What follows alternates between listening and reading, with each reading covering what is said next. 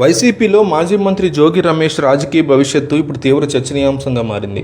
మొన్నటి వరకు పార్టీలో కీలక నేతగా అధినేత జగన్మోహన్ రెడ్డికి అత్యంత సన్నిహితుడిగా చలామణి అయిన జోగి రమేష్ ఇప్పుడు పార్టీకి పూర్తిగా దూరం జరిగే పరిస్థితి వచ్చింది. సాధారణంగా ఇంట్లో 4 గోడల మధ్య సర్దుబాటు కావాల్సిన ఒక కుటుంబ వివాదాన్ని రాజకీయ రంగు పులిమి మీడియా ముందుకు తీసుకురావడమే ఆయన చేసిన అతిపెద్ద తప్పుగా రాజకీయ వర్గాల్లో ప్రచారం జరుగుతోంది. తాను బలహీన వర్గాల నాయకుడినని, బీసీ కోటాలో ఎదుగుతుంటే చూడలేక కొందరు కుట్ర చేస్తున్నారని జోగి రమేష్ స్వయంగా మీడియా సమావేశం పెట్టి మాట్లాడడంతో వ్యవహారం మరింతగా ముదిరిపోయింది. ఈ వివాదంలో తన వెనక జగన్మోహన్ రెడ్డి ఉన్నారని, వైఎస్ఆర్ ఆశయాలతో పనిచేస్తున్నామని ఆయన గట్టిగా చెప్పుకున్నారు. అయితే దీనికి ప్రతిగా ఆయన కోడలు మేఘనా కూడా మీడియా ముందుకు వచ్చి కుటుంబంలో జరిగిన అంతర్గత విషయాల్ని బయటపెట్టడంతో అసలు కథ అడ్డం తిరిగింది.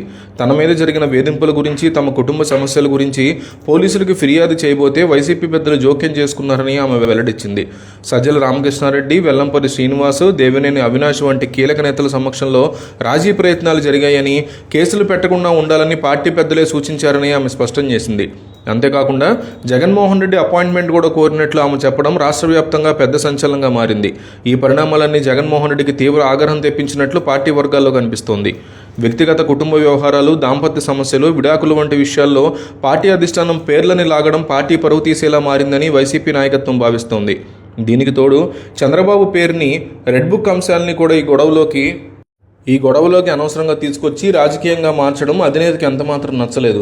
సాధారణంగా పార్టీ నేతల మీద రాజకీయ కేసులు లేదా ఇతర వివాదాలు వస్తే అండగా నిలబడే జగన్మోహన్ రెడ్డి ఇలాంటి వ్యక్తిగత మరియు అసభ్యకరమైన వివాదాల్లో మాత్రం జోగి రమేష్కి అండగా ఉండేందుకు ఏమాత్రం ఇష్టపడట్లేదని సమాచారం.